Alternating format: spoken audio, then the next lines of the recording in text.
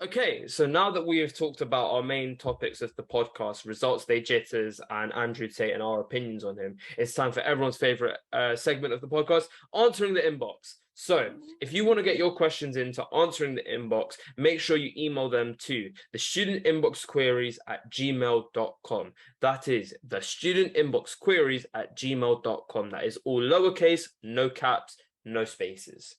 Also, remember to look at our socials: Instagram, TikTok, Twitter, YouTube. Our YouTube channel is going pretty good. You know, if you want to see certain clips from the podcast, look at the YouTube and you'll see us both there, the video podcast, everything. Cool.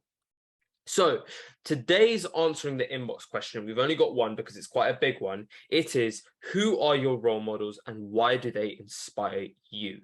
So, Aniruddh, who's your role model? Or if you have a few.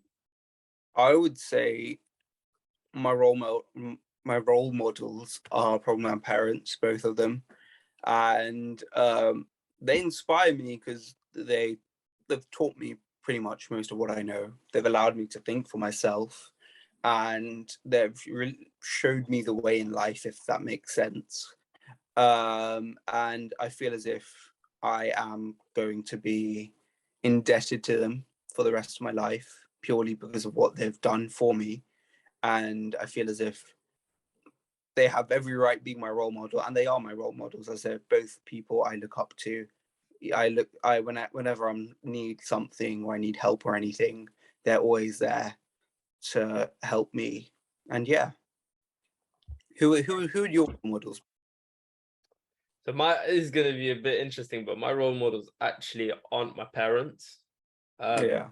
My parents definitely inspire me, but when I look in terms of what a role model is, I try and keep it external because I try and like take both sides of what they are and try and extract the good from them. And when you do that with your parents, it could lead to all sorts of trouble. So my role models are very external people. They are nowhere near like linked with me at all. So I've got three role models. One is Carl Jung. He's a psychologist, sort of psychiatrist and psychoanalysis person. Yeah.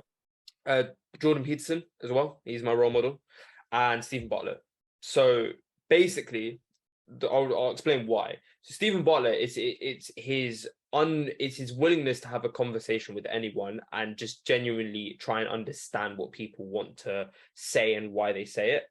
I genuinely think that's something that's really admirable, because you might not agree with it, but your willingness to respect their opinion and have a conversation, I don't think that's being done in society enough.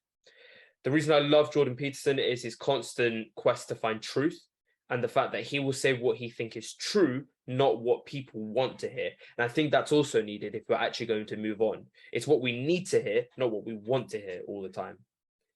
And then Carl Jung, basically, because in the last 2 years, I've formed this sort of like passion on productivity and how the human brain works and trying in terms of maximizing your potential. And he's basically been the catalyst for that when I read one of his books. So basically, he's just someone who I really look to when it comes to when I'm struggling with how I can improve myself in the way that I work. I look to his like papers, his studies, and his theories. How can that help me? So that's basically why.